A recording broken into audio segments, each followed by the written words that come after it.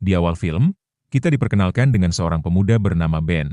Ia adalah mahasiswa jenius matematika di Massachusetts Institute of Technology, MIT. Ben berhasil diterima di Harvard, tetapi sayangnya ia tidak mampu membayar biaya kuliah yang mencapai $300.000. Some grew up wanting to be, a fireman. I grew up, I just wanted to come here to Harvard Med. Ben kemudian mengajukan beasiswa yang dapat menanggung seluruh biaya kuliahnya. Namun pihak kampus menjelaskan bahwa hanya 1 dari 76 pelamar yang akan menerima beasiswa tersebut. Ben mencoba meyakinkan direktur dengan menjelaskan bahwa ia sangat ahli di bidang robotika.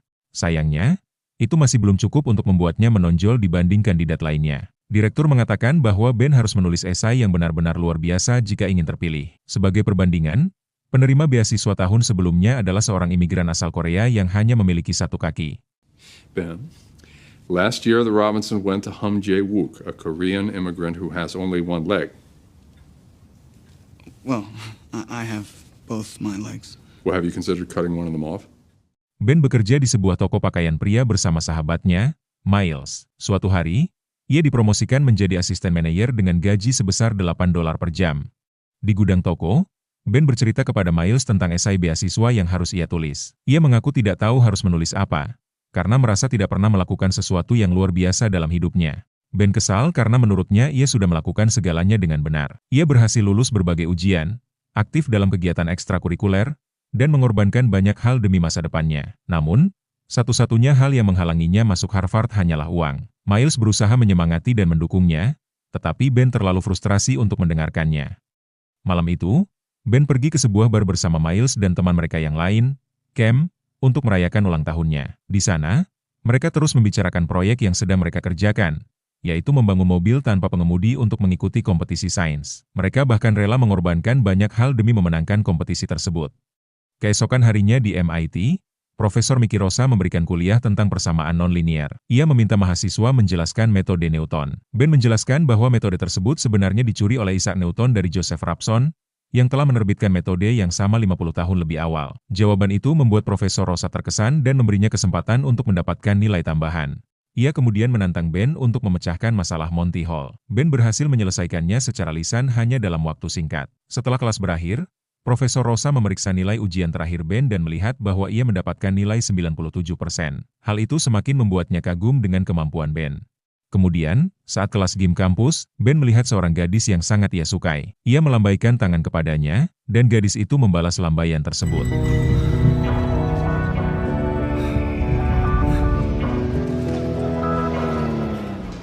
Miles terus menyemangati Ben agar memberanikan diri mendekati gadis yang ia sukai. Pada hari yang sama, saat Ben sedang belajar sendirian di ruang belajar, seorang teman sekelas menghampirinya dan memintanya ikut. Meski bingung, Ben tetap mengikutinya. Ia kemudian dibawa ke sebuah ruangan, tempat Profesor Rosa dan beberapa mahasiswa sedang duduk mengelilingi meja blackjack. Di sana, Ben juga melihat Jill, gadis yang selama ini ia sukai. Profesor Rosa meminta Ben untuk memanggilnya Mickey dan mengundangnya bergabung dengan tim blackjack MIT. Menurut Mickey, Ben memiliki IQ yang sangat tinggi sehingga mampu menghitung berbagai kemungkinan dan kombinasi saat bermain. Ben lalu diperkenalkan kepada anggota tim yang terdiri dari Kiana, Fisher, Choi, dan Jill. Mereka menjelaskan bahwa permainan blackjack bisa dikalahkan dengan bantuan matematika.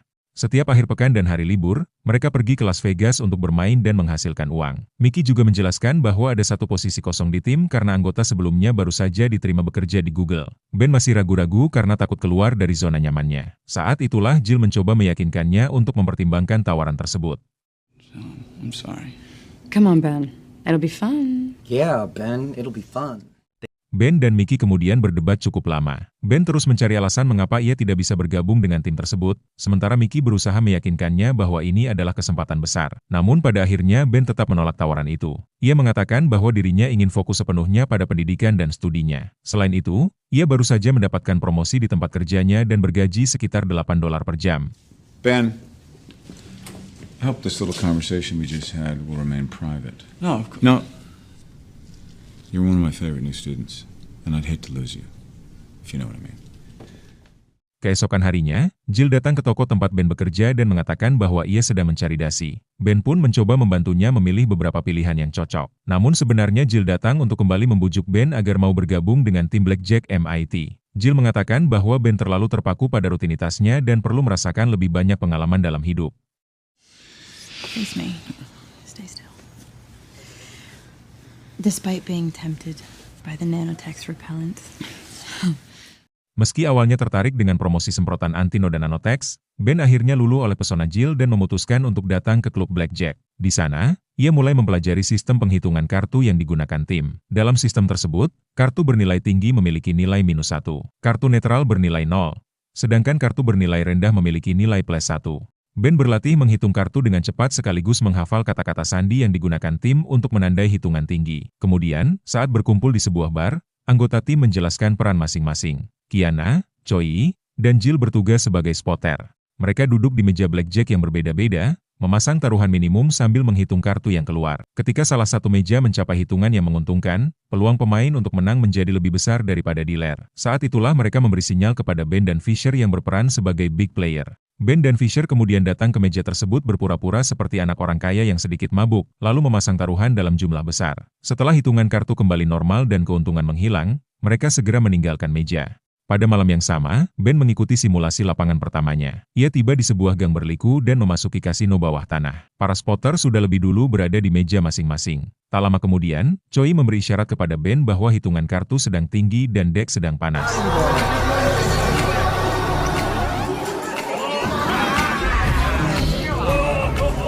Ben kemudian duduk di meja blackjack yang telah ditandai. Tak lama setelah itu, Choi menyisipkan kata magazine dalam sebuah kalimat sebagai kode untuk memberitahu bahwa hitungan kartu telah mencapai di atas 17.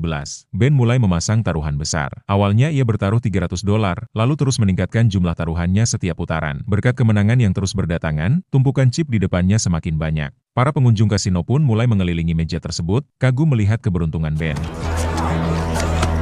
Winner, chicken dinner. Winner, chicken dinner. Tiba-tiba, sebuah karung disarungkan ke kepala Ben dan ia diseret ke sebuah ruangan belakang. Di sana, sebuah suara berat terus bertanya kepadanya, berapa hitungannya sekarang? Awalnya Ben berpura-pura tidak tahu dan bersikap kebingungan. Namun setelah terus didesak, ia akhirnya menjawab bahwa hitungannya sekarang berada di atas angka 18. Ternyata semua itu hanyalah sebuah ujian. Mickey dan tim ingin mengetahui apakah Ben mampu tetap menghitung kartu dengan akurat meskipun berada di bawah tekanan. Setelah berhasil menjawab dengan benar, Ben resmi diterima sebagai anggota tim Blackjack MIT. Congratulations, Ben. Sorry, we had to make sure you keep the count under pressure. Welcome to the team. We didn't mean it. It's okay, Kim. Setelah ujian itu selesai, Profesor Mickey menjelaskan kepada Ben bahwa mereka tidak boleh terbawa emosi saat bermain. Semua harus dilakukan sesuai sistem yang telah ditetapkan. Jika mereka mulai bermain sembarangan atau terlalu percaya diri, cepat atau lambat pihak kasino akan mencurigai mereka. Mickey juga memberitahu bahwa berkat kemampuannya, Ben secara otomatis mendapatkan kredit untuk beberapa mata kuliah. Keesokan harinya, tim tersebut terbang ke Las Vegas. Sebelum berangkat, salah satu anggota tim memberikan Ben setumpuk uang tunai dalam jumlah besar. Ia menyuruh Ben menyembunyikan uang itu di dalam pakaian dalamnya agar tidak mudah terdeteksi saat pemeriksaan. Ben sangat gugup karena ini adalah pengalaman pertamanya. Meski begitu, ia berhasil melewati semuanya tanpa masalah. Sir.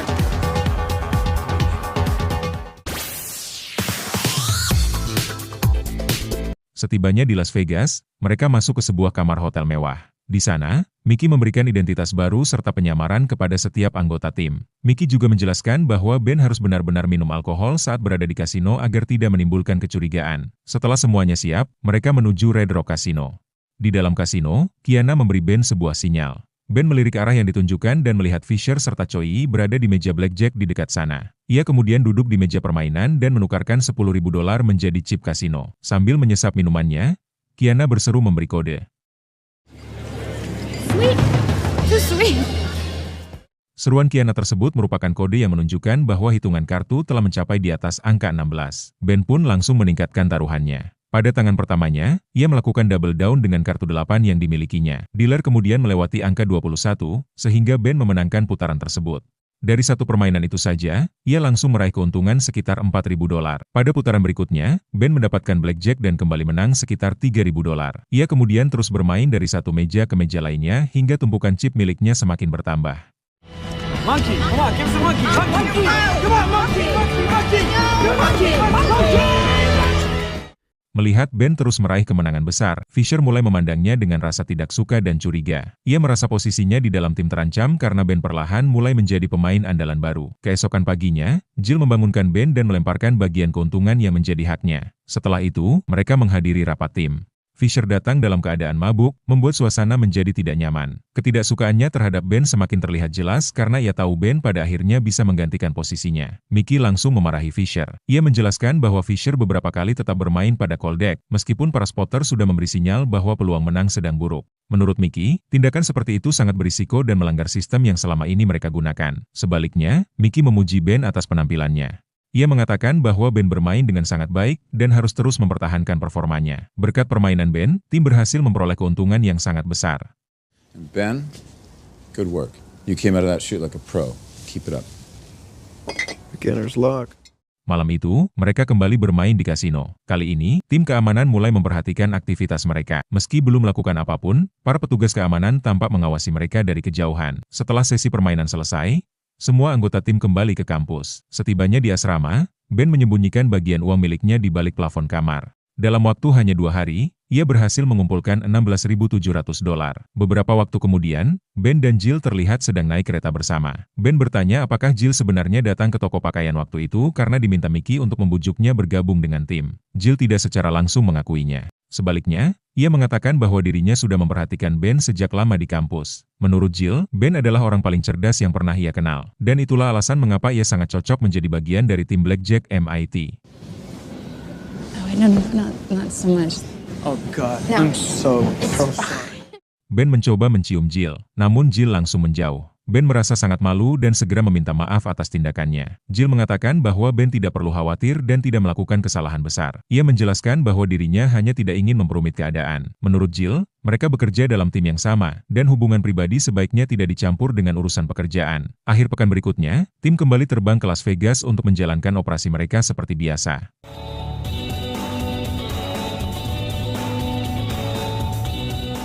Di permainan berikutnya, kepala keamanan kasino bernama Cole Williams duduk di meja sebelah dan mulai mengawasi tim dengan saksama. Perhatiannya tertuju pada Ben karena ia curiga Ben sedang menghitung kartu. Bahkan minuman tonik dengan jeruk nipis yang dipesan Ben dianggap terlalu mencurigakan karena terlihat seperti orang yang berpura-pura minum alkohol. Ketika pegawai lain bertanya bagaimana Cole bisa yakin Ben menghitung kartu, ia menjawab dengan tenang bahwa ia juga seorang penghitung kartu. Bring up a frame of that for me on the printer.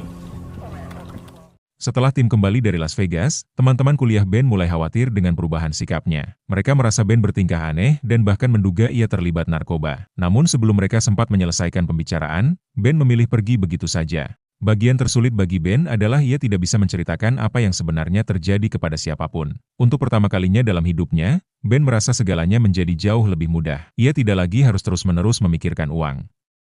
$210,000. Yes. Dengan uang yang mereka hasilkan, anggota tim mulai berbelanja di toko-toko mewah tanpa perlu melihat label harga. Pada malam harinya, saat berada di sebuah klub, Jill akhirnya mencium Ben. Namun kesuksesan Ben yang terus meningkat membuat Fisher semakin iri dan membencinya. Suatu hari, dalam keadaan mabuk, Fisher duduk di meja permainan dan mulai merusak seluruh rencana tim. Ia bahkan memberi petunjuk yang menunjukkan bahwa mereka saling mengenal, sesuatu yang seharusnya tidak boleh terjadi. Di saat yang sama, Cole Williams mengawasi mereka melalui kamera keamanan kasino. Ia memperhatikan bahwa Kiana selalu memasang taruhan minimum di mejanya. Ia juga menyadari bahwa Ben baru muncul untuk bermain setelah menerima sinyal darinya. Sementara itu, Fisher terus menghina Ben di depan semua orang. Dalam keadaan emosi dan mabuk, ia bahkan tanpa sengaja menumpahkan minumannya ke seorang wanita di dekat mereka.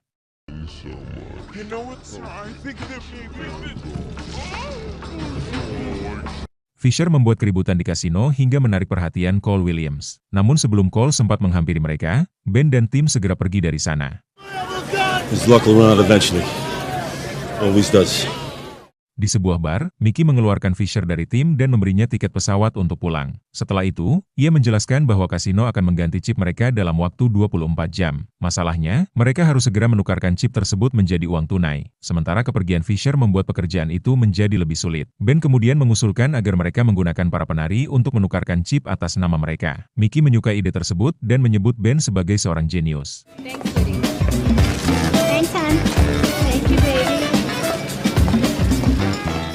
Malam itu, Jill mengundang Ben ke kamarnya dan hubungan mereka menjadi semakin dekat. Keesokan harinya, Ben pulang ke asrama dengan limusin mewah dan pakaian baru yang mahal. Ia kembali menyembunyikan uang hasil kemenangannya, hingga tempat persembunyiannya hampir penuh. Namun kehidupan rahasia dan kemewahan yang baru ia nikmati mulai membuat Ben mengabaikan proyek mobil untuk kompetisi sains. Ia datang terlambat menemui teman-temannya dan bahkan membawa komponen yang salah untuk proyek mereka. Miles dan Cam kecewa karena merasa Ben sudah tidak lagi berdedikasi seperti dulu. Akhirnya, mereka memutuskan untuk melanjutkan proyek tersebut tanpa dirinya. Honestly, I don't even care. You know why?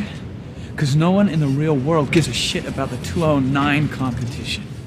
Dalam perjalanan berikutnya ke Las Vegas, Ben disambut layaknya seorang jutawan. Para staf kasino menjabat tangannya dan memberinya pelayanan kelas atas. Namun secara mental, Ben sedang tidak fokus. Saat memainkan taruhan besar, ia mengalami kekalahan yang tidak menguntungkan. Emosinya mulai menguasainya hingga ia terus bermain meskipun Kiana sudah memberi sinyal untuk berhenti dan meninggalkan meja. Jill berusaha menariknya pergi, tetapi Ben menolak dan menyuruhnya kembali ke kamar hotel. Akibatnya, Ben terus bermain dan akhirnya kehilangan $200.000.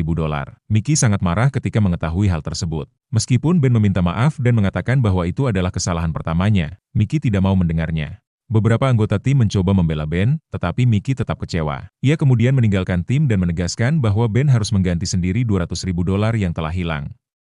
And Ben, you're gonna pay me that money, every penny, one way or the other, and you damn well know it. Ben dan anggota tim yang tersisa memutuskan untuk tetap bermain blackjack tanpa Mickey. Mereka beralasan bahwa mereka sebenarnya tidak membutuhkannya lagi. Lagi pula, Mickey selalu mengambil 50% dari keuntungan meskipun tidak ikut bermain di meja. Mereka kembali ke kasino untuk melanjutkan permainan dan kembali meraih kemenangan besar. Namun tanpa sepengetahuan mereka, Mickey mengawasi dari kejauhan. Karena merasa dikhianati, ia sengaja memberitahu pihak keamanan kasino bahwa Ben sedang menghitung kartu.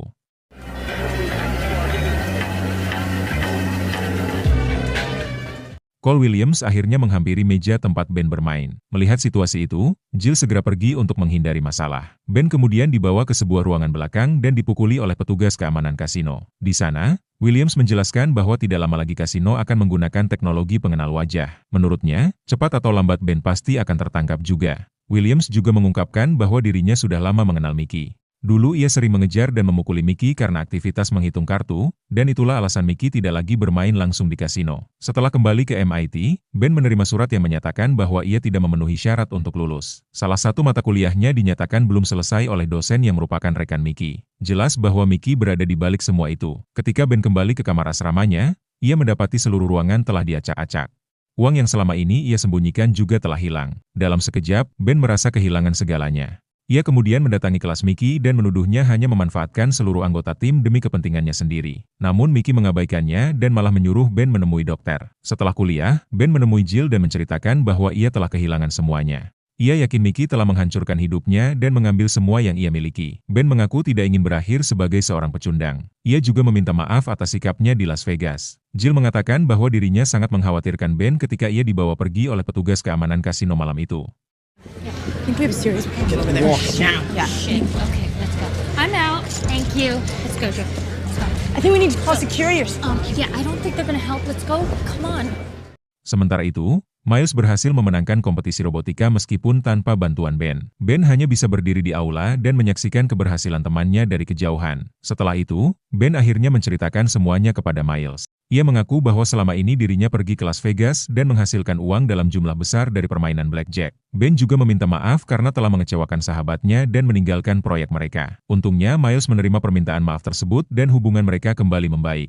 Kemudian Ben mendatangi pesta kelulusan yang sebelumnya ia lewatkan karena ulah Mickey. Di sana ia mencoba meyakinkan Mickey untuk melakukan satu perjalanan terakhir ke Las Vegas sebelum kasino mulai menggunakan teknologi biometrik dan pengenal wajah. Mickey akhirnya setuju. Namun kali ini mereka harus mendapatkan keuntungan yang sangat besar karena setelah itu mereka tidak akan pernah kembali ke kasino lagi. Selain itu, seluruh anggota tim akan menggunakan penyamaran agar tidak dikenali. Mickey juga memutuskan untuk kembali bermain dan menjadi big player kedua demi mendapatkan keuntungan yang lebih besar. Setibanya di Las Vegas, mereka berkumpul di kamar hotel untuk membahas rencana terakhir mereka. Setelah mengenakan berbagai penyamaran, penampilan mereka berubah drastis hingga hampir tidak bisa dikenali sama sekali.